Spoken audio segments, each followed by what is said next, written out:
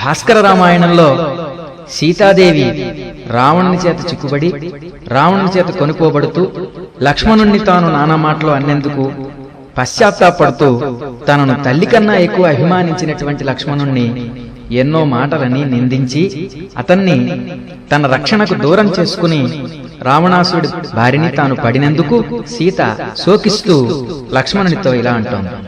అంతేకాకుండా ఆమె శోకానికి అంతు పొంతు లేదు. రాళ్లు కూడా కరిగిపోయేటంత శోకమది.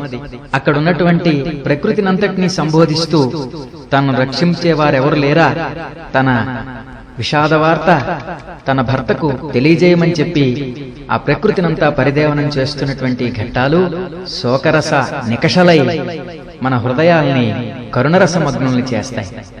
ఈ హుళక్కి భాస్కరుడు భాస్కర రామాయణ రచయిత 13వ శతాబ్దివాడు. అన్నా లక్ష్మణ నిన్ను పుణ్యనిధినే అజ్ఞానినై పల్కితిన్, నన్నా పాపము చుట్టుకొనియన్, నా పాలి దైవంబవై ఇన్నీచున్ పరిమార్ప వేగ పరదేవే, నన్ను రక్షింప మీ అన్నన్ క్రనన జేరవే, అరుగవే అచ్యుగ్ర శీఘ్రంబుగన్. అన్నా లక్ష్మణ నీవు తల్లి మాటతో అన్నగారినే దైవంగా భావించి అడవులకు వచ్చి అన్నగారి సేవలో పునీతుడమైనటువంటి పుణ్యనిధివి. అటువంటి పుణ్యనిధి అయినటువంటి నిన్ను అజ్ఞానిలాగా దూషించాను. ఆ పాపం నాకు చుట్టుకుంది. నీవు ఇప్పుడు నా పాలి దైవంలాగా నన్ను రక్షించడానికి నీచుని చంపేందుకు పరిగెత్తుకుని రా, నన్ను రక్షించడానికి నీవు వేగంగా మీ అన్న వద్దకు వెళ్ళు అని చెప్పి బాధపడుతూ ఇంకా సీతాదేవి పావనాకార గోదావరీ దేవి నీ వెరిగింపవమ్మ రాజేంద్రుతోడా, ఓ మాల్యవంత పుణ్యోన్నత గిరినాథ చెప్పగదే రాజసింహుతోడా,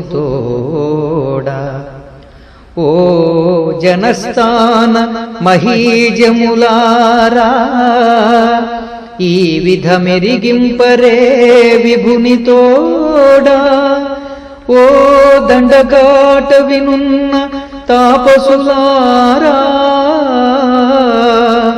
నా పాటు చెప్పుడే నాథుతోడా, నేను శ్రీరాము భార్య మీరెవ్వరైనా అడ్డపడి తాకి విడిపింపరయ్య, కావరయ్య సురలార మునులార యక్షులార అఖిల దిక్పతులార పుణ్యాత్ములారా, ఆ ఆ